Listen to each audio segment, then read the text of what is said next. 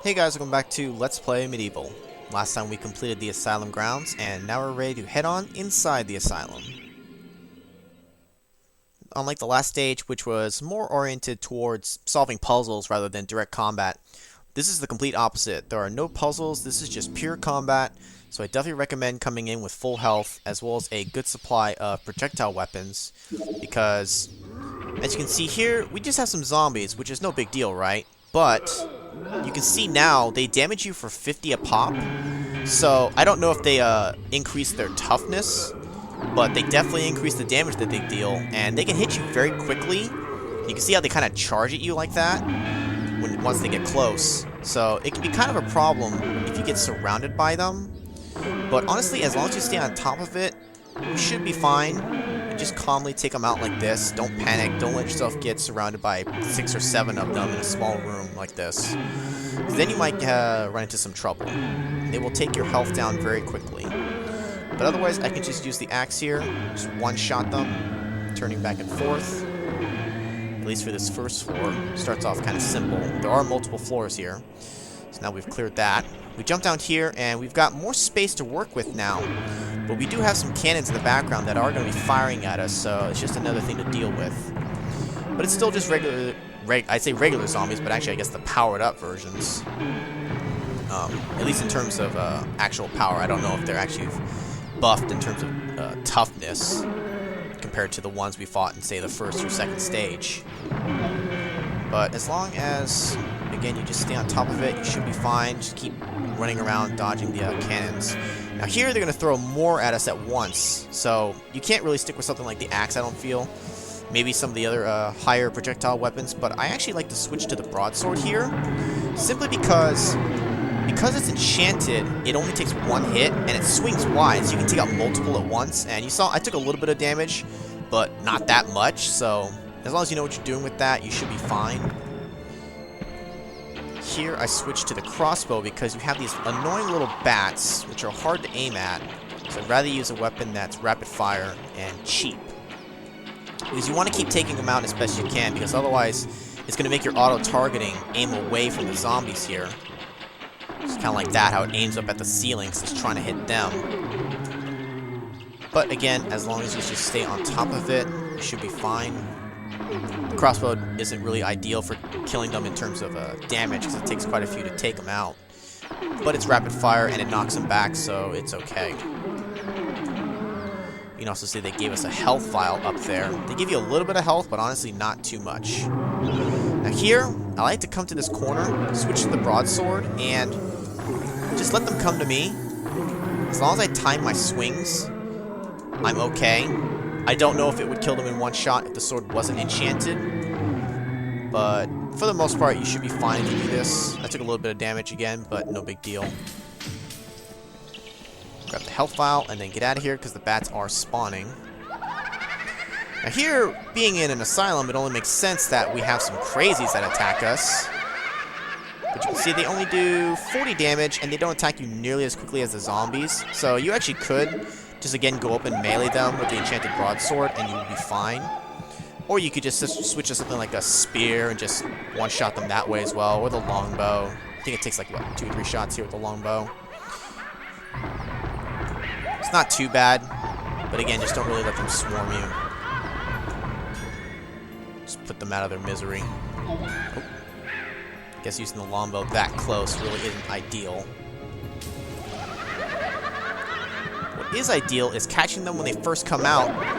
Just hit them all with the broadsword before they even have a chance to start running around. Grab some health back. I think that's it. Oh, nope, there's a little bit more. Nope, he was the last one. Okay. So we're actually still doing okay on health. I guess they give you a little more health than I thought, but here we can at least restock. Now, I didn't mention this before, but if you try to enchant your sword when it's not fully depleted, it costs the same amount. It's never cheaper, so it's just a flat 100 gold. So I will just re-enchant it for the heck of it here. I will restock a bit on some of our weapons. It's pretty good. So we'll want them for this next room here. which is actually the last room. But you can see here, it's like the second floor, but now we have a lava pit, which on the one hand is kind of bad because now we can fall into the lava and just die. It's also kind of good because it will keep the room divided, so these enemies over there, they can't reach me. And I can just actually just throw projectiles at them and be perfectly safe, as long as I'm running from the cannons, of course. But they will start spawning some things on my side as well, so this won't last forever. But at least to start with, you don't have to really worry about anything like that. There we go. Oh, getting hit by a random cannon here. Again, as long as I stay on top of the zombies, don't let them swarm me for right now. Should be fine. I definitely remember this level being a lot harder, and in some ways it is still a hard level because you do take damage quickly, but as long as you know what you're doing and you use the strong weapons, have a good strategy, you'll be fine. Here, I am going to activate this, and it will clear out the rest of them for me.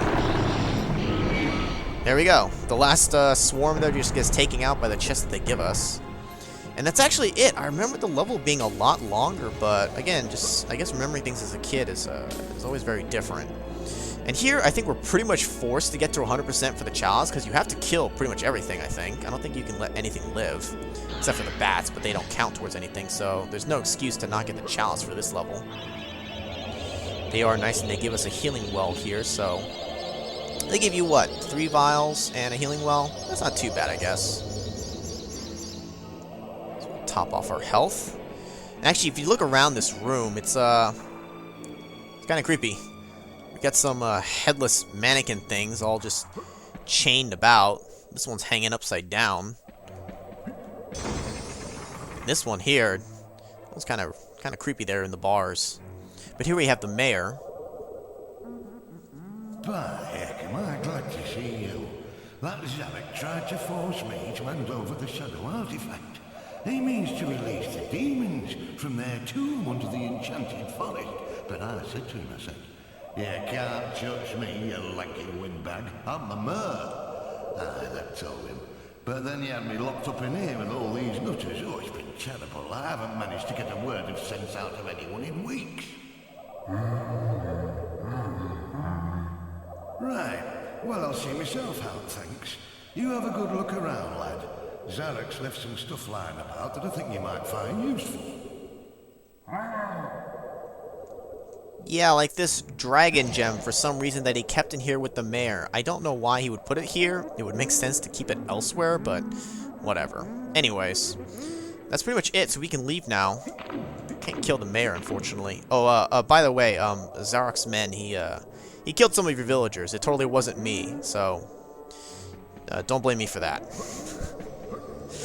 Just gonna leave now.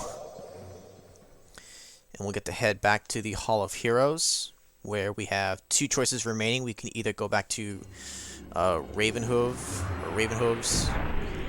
or the guy with the shield.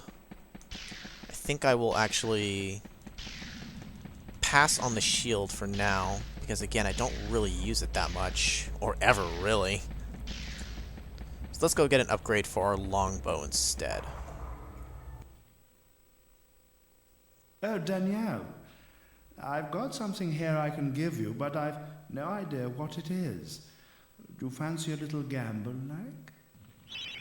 Now, this sounds kind of silly, considering he gives us a flaming longbow.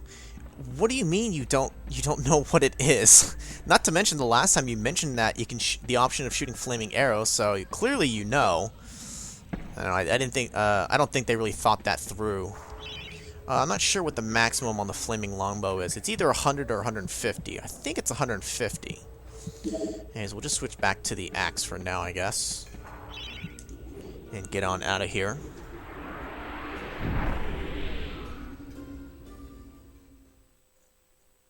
So now that we've completed this level, we've actually completed everything that was off on this side branch here.